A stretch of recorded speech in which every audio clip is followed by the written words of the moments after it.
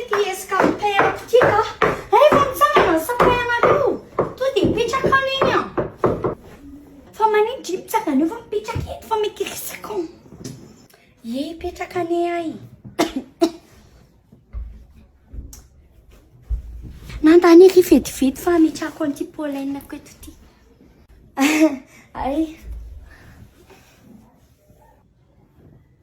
Esa le zanak'indry be lehibe tamin'ny mariage mieo reny fa tiako hita. Firy taona ke izy zao? 17 taona ke izy zao a. Hanga, atsy veto hoe. Fia! Bonjour. Ndraiky fiteny fa lehibe kindry za mbola tadidikirikiny tamin'ny mariage mieo. Ny olona variana mandihy sona. Mamanareo le sahirana ery mitaiza ndriva indrindra sendra mbolavo. Sans prestement irte. Sendra mbolavo kosa kion. Efa sika andrian. Gaky za tsy mba mendry zavatra hoanina fa zany ny ty mba hovinany tonga ty aminareo e. Ay lasa fatolorako indri e. Dia mamanareo mbola tsy eo tantara hoana daholo. Efa manao sipa zany ndry sao. Zary vao labaka ko anao sipa hono. Manaovaka sipa fatarako eo. Indri vao afaka baka e. Dia anao ina zany ndry sao. Anao communication sao. Andry kaiko. Tsy mahavitsy zany arkala, tsy mahavelona zany. Manaova dokotera. Meanwhile.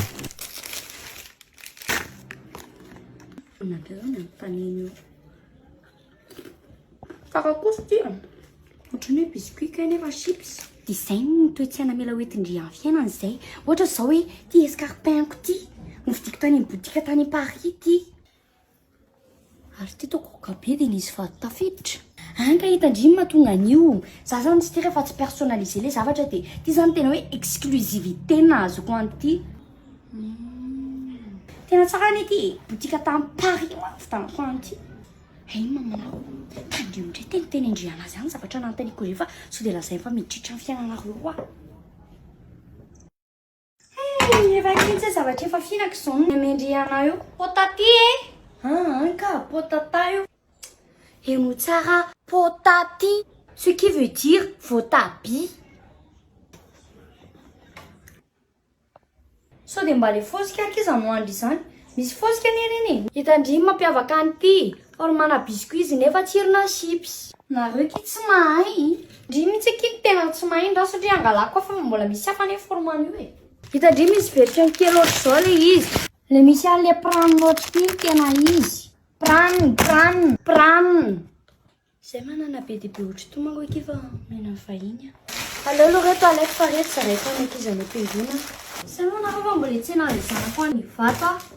Ay hoentindry reny.